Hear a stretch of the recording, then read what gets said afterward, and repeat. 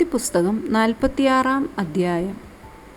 Israel തനിക്കുള്ള സകലതിനോടുമൊപ്പം യാത്ര തിരിച്ചു ബർഷബായിലേക്ക് വന്നു. അപ്പോൾ അദ്ദേഹം തൻ്റെ പിതാവായ ഇസഹാക്കിൻ്റെ ദൈവത്തിന് ബലികൾ സമർപ്പിച്ചു.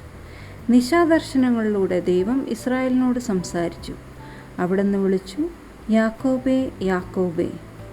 ഇതാ ഞാൻ, അദ്ദേഹം പറഞ്ഞു. അവിടുന്ന് പറഞ്ഞു, ഞാൻ ദൈവമാണ്, നിൻ്റെ പിതാവിൻ്റെ ദൈവം. ഈജിപ്തിലേക്ക് പോകുന്നത് കൊണ്ട് നീ ഭയപ്പെടേണ്ട, കാരണം അവിടെ ഞാൻ നിന്നെ ഒരു വലിയ ജനതയാക്കി സ്ഥാപിക്കും. ഞാൻ നിന്നോടൊപ്പം ഈജിപ്തിലേക്ക് ഇറങ്ങി വരും. നിന്നെ ഞാൻ ഉത്തരോത്തരം ഉയർത്തും. ജോസഫ് നിൻ്റെ കണ്ണുകളിൽ തൻ്റെ കൈ വയ്ക്കും. ബർഷബായിൽ നിന്ന് യാക്കോബ് എഴുന്നേറ്റു. ഇസ്രായേലിൻ്റെ മക്കൾ തങ്ങളുടെ പിതാവായ യാക്കോബിനെയും കുഞ്ഞുങ്ങളെയും ഭാര്യമാരെയും അദ്ദേഹത്തെ കൊണ്ടുവരാൻ ഫറവോ കൊടുത്തയച്ചിരുന്ന വാഹനങ്ങളിൽ കയറ്റി. തങ്ങളുടെ കന്നുകാലികളും കാനാൻ നാട്ടിൽ തങ്ങൾ സമ്പാദിച്ച വസ്തുവകകളും അവർ കൂടെ എടുത്തു. യാക്കോബും അദ്ദേഹത്തോടൊപ്പം അദ്ദേഹത്തിൻ്റെ ഓരോ സന്തതിയും ഈജിപ്തിലേക്ക് പോയി. സ്വപുത്രന്മാരെയും തന്നോടൊപ്പമുള്ള പുത്രന്മാരുടെ പുത്രന്മാരെയും സ്വപുത്രിമാരെയും പുത്രന്മാരുടെ പുത്രിമാരെയും തൻ്റെ ഓരോ സന്തതിയെയും അദ്ദേഹം തന്നോടൊപ്പം ഈജിപ്തിലേക്ക് കൊണ്ടുപോയി. ഈജിപ്തിലേക്ക് പോയ ഇസ്രായേലിയരുടെ, അതായത് യാക്കോബിൻ്റെയും അവൻ്റെ മക്കളുടെയും പേരുകൾ ഇവയാണ്. യാക്കോബിൻ്റെ ആദ്യജാതൻ റൂബൻ. റൂബൻ്റെ പുത്രന്മാർ ഹനോക്ക്, പല്ലു, ഹെസ്രോൺ, കർമ്മി എന്നിവർ.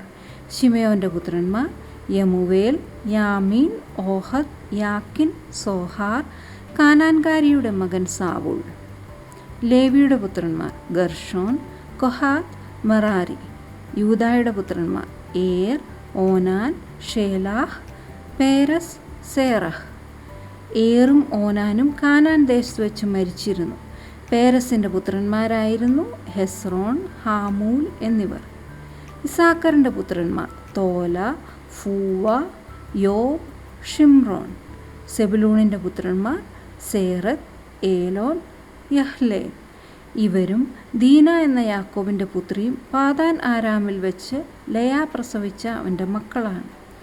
അവൻ്റെ പുത്രന്മാരും അവൻ്റെ പുത്രിമാരും ആകെ 33 ആളുകൾ. ഗാദിൻ്റെ പുത്രന്മാർ സിഫ്യോൻ, ഹഗ്ഗി, ഷൂനി, എസ്ബോൻ, ഏരി, അരോദി, അരേലി. ആഷേറിൻ്റെ പുത്രന്മാർ ഇമ്ന, ഇഷ്വ, ഇഷ്വി, ബറിയ, അവരുടെ സഹോദരി സേറഹ്. ബറിയയുടെ പുത്രന്മാർ ഹേബർ, മൽക്കിയേൽ.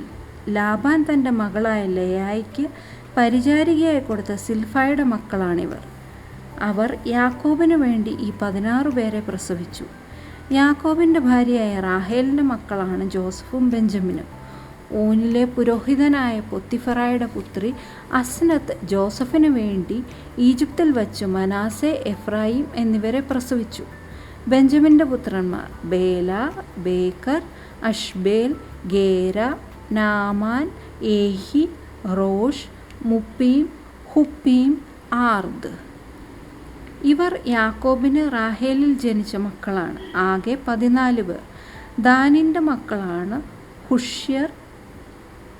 നഫ്താലിയുടെ പുത്രന്മാർ യഹ്സേൽ, ഗൂനി, യേസർ, ഷില്ലേം. ലാബാൻ തൻ്റെ മകളായ റാഹേലിന് പരിചാരികയായി കൊടുത്ത ബിൽഹായുടെ പുത്രന്മാരാണിവർ. യാക്കോബിന് വേണ്ടി അവൾ ഇവരെ പ്രസവിച്ചു. ആകെ 7 പേർ.